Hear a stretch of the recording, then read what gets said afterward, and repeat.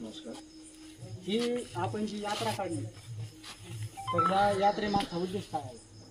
या यात्रेमागचा एकच उद्देश आहे की महाराष्ट्र शासनाने ओबीसीला ज्या पद्धतीनं फसवण्याचं काम केलेलं आहे, आमची एकच मागणी आहे की ओबीसीला मिळणारं सामाजिक, शैक्षणिक, राजकीय आरक्षण अबाधित राहावं.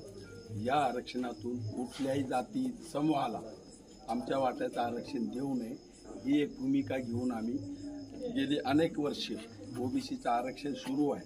परंतु परवा दिवशीपासून आम्ही ही जी आरक्षण यात्रा सुरू केलेली आहे त्याचं कारण एवढंच आहे की वडेगोद्री येथे आमचे संघर्षी होते आदरणीय प्राध्यापक लक्ष्मण हाके सर आणि नवनाथ आबा वाघमारे यांनी 10 दिवस जे प्राणांकित आमरण उपोषण केलंय त्याची सांगता महाराष्ट्र शासनाच्या वतीने एक मंत्रिमंडळाची एक समिती तिथं आली होती. आदरणीय भुजबळ साहेब, आदरणीय धनंजय मुंडे साहेब आणि आदरणीय गिरीजी महाजन साहेब त्यांनी आम्हाला शब्द दिला होता की ओबीसीच्या कोट्यातून इतर समुदायाला आम्ही आरक्षण देणार नाही आणि 51 लाख ज्या बोगस कुणबी नोंदी देण्यात आलेल्या आहेत त्या कुणबी नोंदी रद्द करण्यात येतील.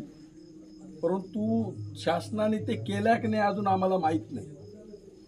जर शासन या पद्धतीनं घुमजाव करणार असेल तर शासनाला हे परवडणार नाही. येणाऱ्या काळामध्ये विधानसभेच्या निवडणुका होऊ घातलेल्या आहेत. ओबीसीचा पंगा शासनाने घ्यावं आणि ते त्यांच्या पदरात फार काही पडणार नाही, बरोबर आहे. म्हणून शासनावर आमचा कायम दबाव राहा ओबीसीचा. त्या भूमिकेतून आम्ही आरक्षण बचाव पदयात्रा काढत आहोत. आपण ही जी आरक्षण बचाव पदयात्रा काढलेली आहे तर यामध्ये प्रमुख मान्यवर कोण कोण आहेत? यामध्ये प्राध्यापक पी.टी. चव्हाण, परमेश्वर वाघमोडे, सुघोष मुंडे, शेंडगे महाराज, प्रियंकाताई खेडकर, बाळासाहेब मस्के, सानप साहेब, सोसे साहेब, नागरे बंधू व इतर आले. यामध्ये या यात्रेतले पदयात्री आहे. ही जी आरक्षण बचाव पदयात्रा चालू आहे तर यामध्ये सरकारकडे आपली प्रमुख मागणी कोणती असेल? ज्या कुणबी नोंदी काढलेल्या आहेत व ओबीसीच्या ज्या घुसखोरी चालू आहे तर ह्या कुणबी नोंदी ज्या काढलेल्या आहेत त्यांचे जे प्रमाणपत्र त्यांनी दिलेले आहे ते तात्काळ रद्द झाले पाहिजे. त्याचप्रमाणे आमची जी ओबीसीची जात जनगणना होत नाही ती तातडीने झाली पाहिजे आणि मंडळ आयोगाची जी अंमलबजावणी आहे ती 100% झाली पाहिजे. या बोगस ज्या 55 लाख कुणबी नोंदी झालेल्या आहेत तर त्या कुणबी नोंदी संदर्भात काय सांगाल? त्या कुणबी नोंदी महाराष्ट्राचे आपले उपमुख्यमंत्री देवेंद्र फडणवीस साहेब म्हणाले, शिंदे साहेब म्हणाले ओबीसीच्या आरक्षणाला धक्का लागणार नाही.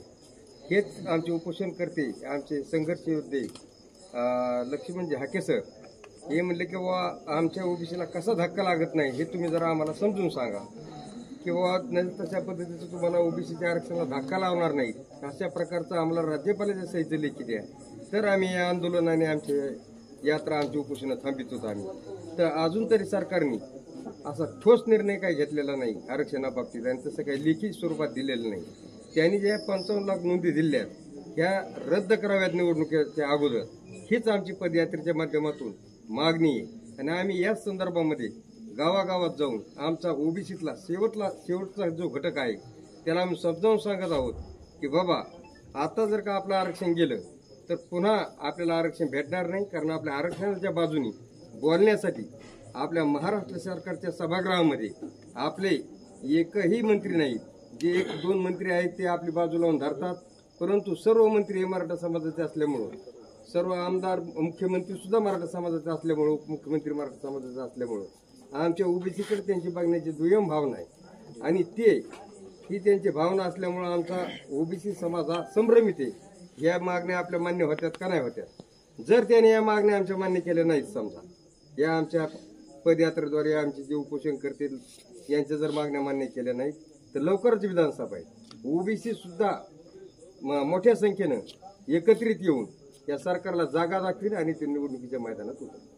जसं जरांगे पाटील म्हणाले की 288 पैकी 288 उमेदवार आम्ही उभा करणार आहोत तर त्यांच्या या आव्हानाला आपला ओबीसी समाजाकडून प्रत्युत्तर काय आहे? जरांगे पाटील म्हणाले आम्ही त्यांचं स्वागत करतो.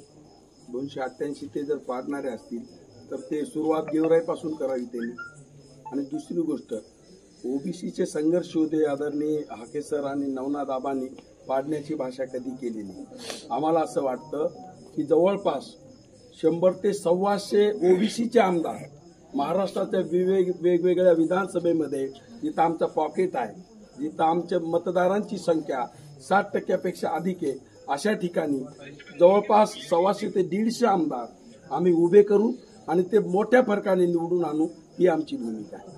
आपण ही जी पदयात्रा काढली, तर या पदयात्रेमधून गेवराई मतदारसंघातील ओबीसी समाजाला आपण काय सल्ला द्याल? ओबीसीनी एकत्र यावे, बिनधास्तपणे यावे, स्वातंत्र्यासाठी, त्यांच्या मुलाच्या भविष्यासाठी आणि गेवराईच्या सामाजिक स्वातंत्र्याच्या योद्धासाठी गेवराई तालुक्यातील ओबीसीनी एकत्रित येऊन राजकीय आणि सामाजिक परिवर्तन करावे, हे आव्हान आम्ही या यात्रेद्वारे गेवराईकरांना. कॅमेरामॅन अनिकेत भिडे बरोबर मी मुख्य संपादक औदुंबर खेडकर.